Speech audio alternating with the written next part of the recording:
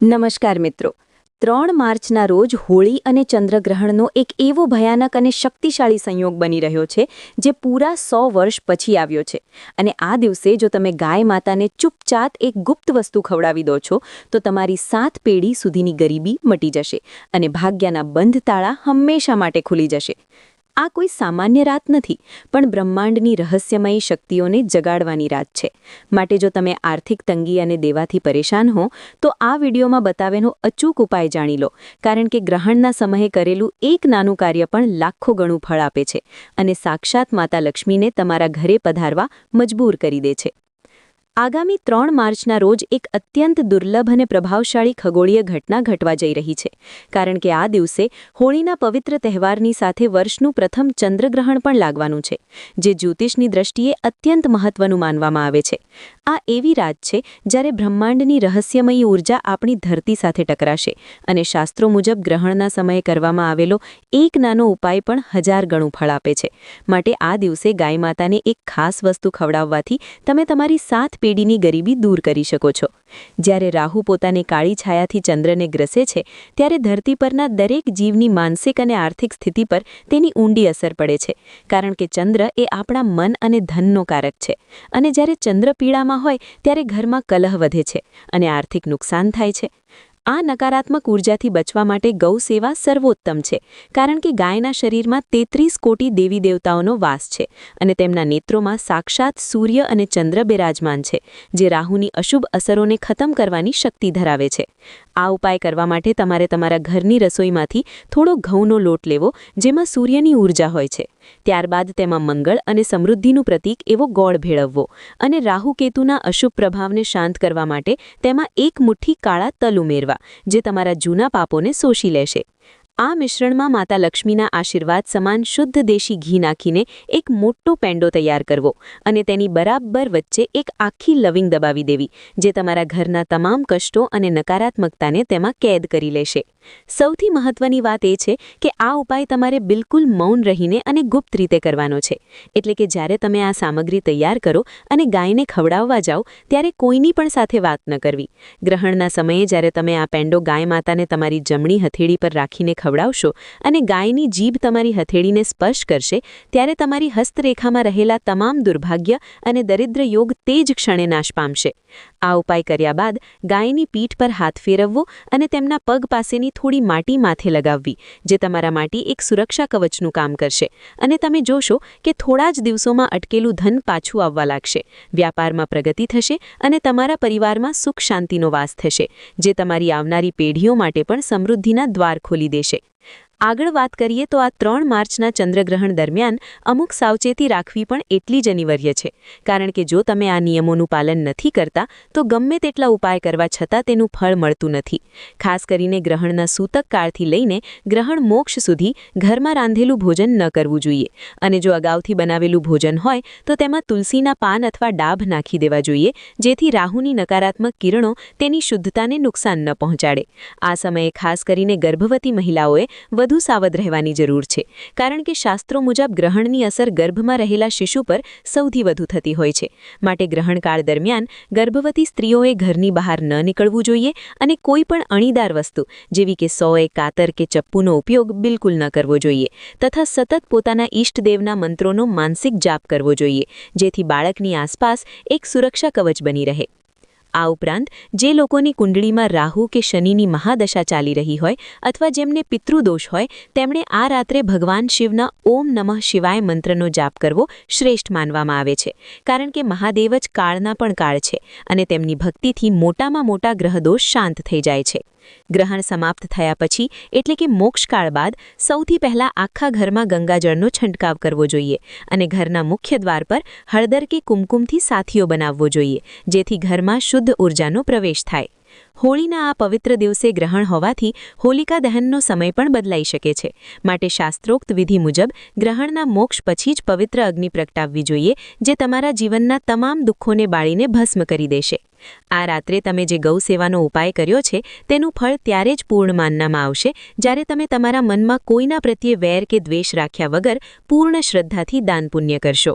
યાદ રાખજો કે આ કલિયુગમાં દાન જ એક એવું માધ્યમ છે જે મનુષ્યના નસીબને બદલી શકે છે. માટે ગ્રહણ પછી ગરીબોને સફેદ અન્ન કે વસ્ત્રનું દાન કરવું અત્યંત શુભ ફળદાયી નીવડશે. આ 3 માર્ચનો સંયોગ તમારા જીવનમાં એક નવો પ્રકાશ લઈને આવશે. જો તમે આ બધી વાતોને અનુસરીને પૂરી નિષ્ઠા સાથે ગૌમાતાના આશીર્વાદ લેશો તો આવનારા સમયમાં તમારે ક્યારેય કોઈ પાસે હાથ ફેલાવવાની જરૂર નહીં પડે અને તમારી તિજોરી હંમેશા લક્ષ્મીજીની કૃપાથી છલકાતી રહેશે. ચંદ્રગ્રહણના રહસ્યમય સમયગાળામાં તમારે એ પણ સમજવું જરૂરી છે કે શા માટે અમુક ચોક્કસ સમયગાળામાં જ નસીબના દ્વાર ખુલે છે. કારણ કે બ્રહ્માંડમાં જ્યારે ગ્રહોની સ્થિતિ બદલાય છે ત્યારે મનુષ્યના મગજમાં રહેલા ન્યુરોન્સ અને તેની વિચારવાની ક્ષમતા પર પણ તેની સીધી અસર થતી હોય છે.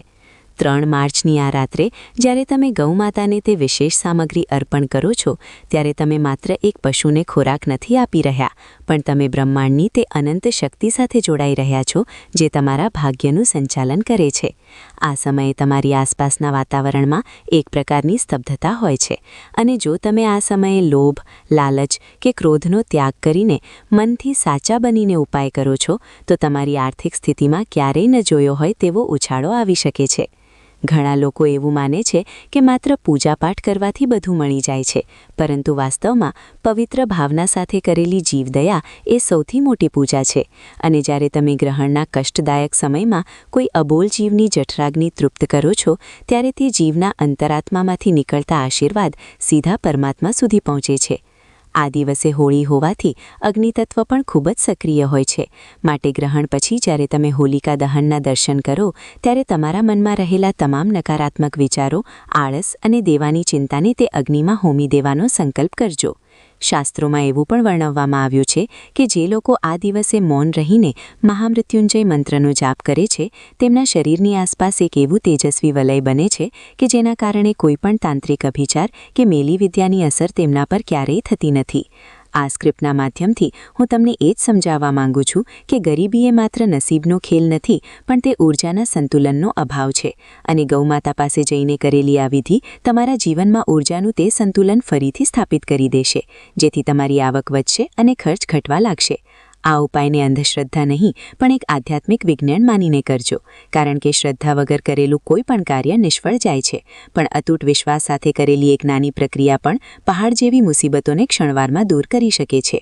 હોળી અને ચંદ્રગ્રહણનો આ મહાસંયોગ તમારા જીવનમાં સુખ, શાંતિ અને અખૂટ સંપત્તિ લાવે તેવી પ્રાર્થના સાથે આ પવિત્ર કાર્યમાં જોડાજો અને જોશો કે કેવી રીતે બંધ પડેલા ભાગ્યના તાળા આપોઆપ ખુલી જાય છે અને આવનારો સમય તમારા માટે સુવર્ણયુગ જેવો સાબિત થાય છે. આગળ વધતા એ જાણવું ખૂબ જ રસપ્રદ છે કે 3 માર્ચના આ મહાસંયોગ દરમિયાન માત્ર બાહ્ય ઉપાયો જ નહીં પરંતુ તમારી આંતરિક ઊર્જાનું શુદ્ધિકરણ પણ એટલું જ અનિવાર્ય છે. કારણ કે જ્યારે આકાશમાં ચંદ્ર પર ગ્રહણ લાગે છે ત્યારે મનુષ્યના શરીરમાં રહેલા જળ તત્વ પર તેની સીધી અસર થાય છે, જેના કારણે મન અશાંત અને બેચેન બની શકે છે. આ બેચેનીને દૂર કરવા માટે ગૌમાતાના સાનિધ્યમાં બેસીને થોડી ક્ષણો માટે ધ્યાન ધરવું જોઈએ, કારણ કે ગાયના શ્વાસમાંથી નીકળતી હવા અને તેની આસપાસનું વાતાવરણ એન્ટી રેડિયેશન જેવું કામ કરે છે, જે ગ્રહણની હાનિકારક અસરોને તમારા શરીર સુધી પહોંચતા રોકે છે. વાસ્તુશાસ્ત્રની દૃષ્ટિએ પણ આ દિવસ અત્યંત મહત્વનો છે, કારણ કે હોળીની પવિત્ર રાખ અને ગ્રહણના મોક્ષ પછીનું સ્નાન તમારા ઘરના વાસ્તુદોષોને દૂર કરવાની સુવર્ણ તક પૂરી પાડે છે. માટે જ્યારે તમે ગાયને પેંડો ખવડાવીને પરત આવો ત્યારે તમારા ઘરના ખૂણે ખૂણે લોબાન અથવા ગુગળનો ધૂપ કરવો જોઈએ, જેથી ગ્રહણ દરમિયાન એકઠી થયેલી નકારાત્મકતાનો નાશ થાય અને ઘરમાં સકારાત્મક ઊર્જાનો પ્રવાહ વહેતો થાય. આ સ્ક્રિપ્ટનો હેતુ તમને એ સમજાવવાનો પણ છે કે ભાગ્ય ક્યારે રાતોરાત નથી બદલાતું, પણ જ્યારે તમે ગ્રહ નક્ષત્રોની ચાલ મુજબ યોગ્ય સમયે સાચો પુરુષાર્થ અને ઉપાય કરો છો ત્યારે કુદરત પણ તમને સાથ આપવા મજબૂર થઈ જાય છે. ઘણા લોકો એ ભૂલ કરે છે કે તેઓ ઉપાય તો કરે છે પણ તેમના મનમાં શંકા અને ડર હોય છે, પરંતુ યાદ રાખજો કે ગૌમાતા એ કામધેનુનું સ્વરૂપ છે જે તમારી દરેક મનોકામના પૂર્ણ કરવાની શક્તિ ધરાવે છે. એટલે જ્યારે તમે 3 માર્ચની રાત્રે રાત્રે આ વિધિ પૂરી કરો ત્યારે મનમાં એવો દૃઢ વિશ્વાસ રાખજો કે તમારી ગરીબીના દિવસો હવે પૂરા થયા છે અને માતા લક્ષ્મી પોતે તમારા આંગણે પધારી રહ્યા છે. આ સમયગાળો સાધના કરનારા લોકો માટે પણ સિદ્ધિદાયક છે, કારણ કે ગ્રહણકાળમાં મંત્રોની શક્તિ અનેક ગણી વધી જાય છે. માટે જો તમે આર્થિક દેવામાં ડૂબેલા હો તો ઋણમોચક મંગળ સ્તોત્ર અથવા લક્ષ્મી સૂક્તનો પાઠ કરવો જોઈએ, જે આ 3 માર્ચની રાત્રે તમને દેવા મુક્તિની નવી દિશા બતાવશે.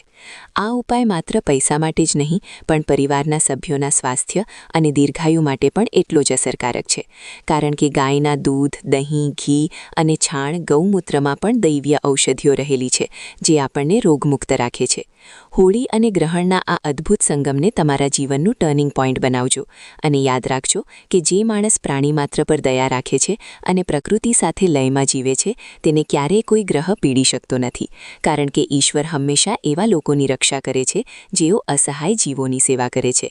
આ 3 માર્ચના ચંદ્રગ્રહણના વિશેષ અવસર પર તમારે એ વાતનું પણ ધ્યાન રાખવું જોઈએ કે આ સમય માત્ર ધન પ્રાપ્તિ માટે જ નહીં, પરંતુ પિતૃઓના આશીર્વાદ મેળવવા માટે પણ શ્રેષ્ઠ છે, કારણ કે શાસ્ત્રોમાં જણાવ્યા મુજબ ગ્રહણકાળમાં પિતૃઓ પૃથ્વીની વધુ નજીક હોય છે અને જો આ સમયે તમે ગૌ માતાને ભોજન અર્પણ કરો છો તો તેનો સીધો લાભ તમારા પિતૃઓને મળે છે, જેનાથી પિતૃદોષ જેવી મોટી સમસ્યાઓમાંથી મુક્તિ મળે છે અને ઘરના અવરોધો આપોઆપ દૂર થઈ જાય છે.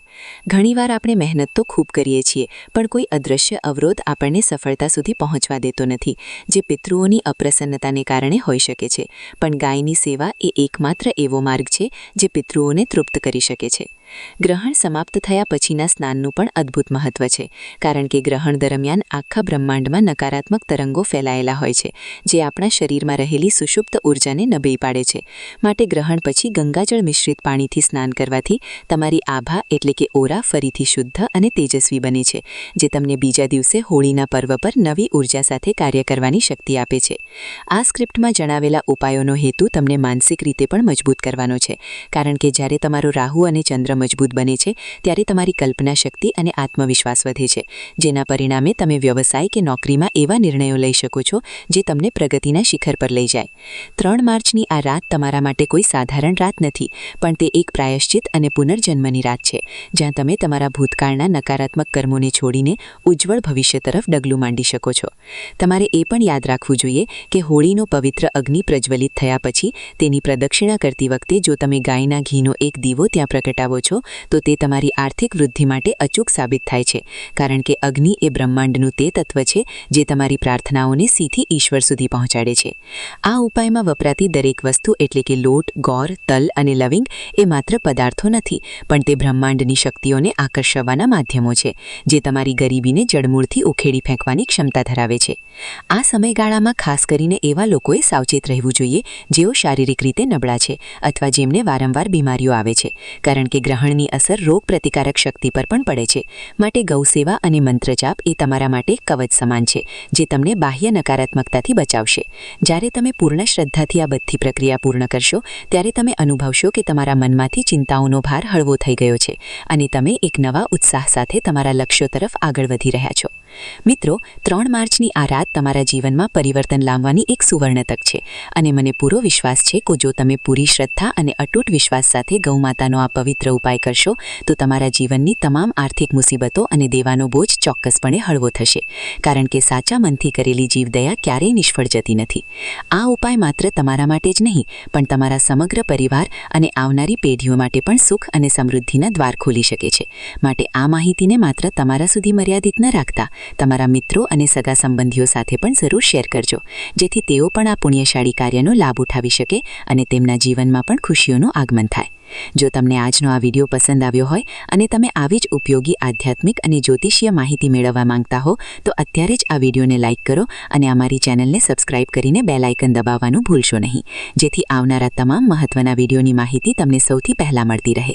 તમારા મનમાં કોઈ પણ પ્રશ્ન હોય અથવા તમે આ ઉપાય વિશે વધુ જાણવા માંગતા હો તો નીચે કોમેન્ટ બોક્સમાં જય ગૌમાતા લખવાનું ચૂકતા નહીં, કારણ કે તમારા પ્રતિભાવો જ અમને નવું જાણવા અને શીખવા માટે પ્રેરણા આપે છે.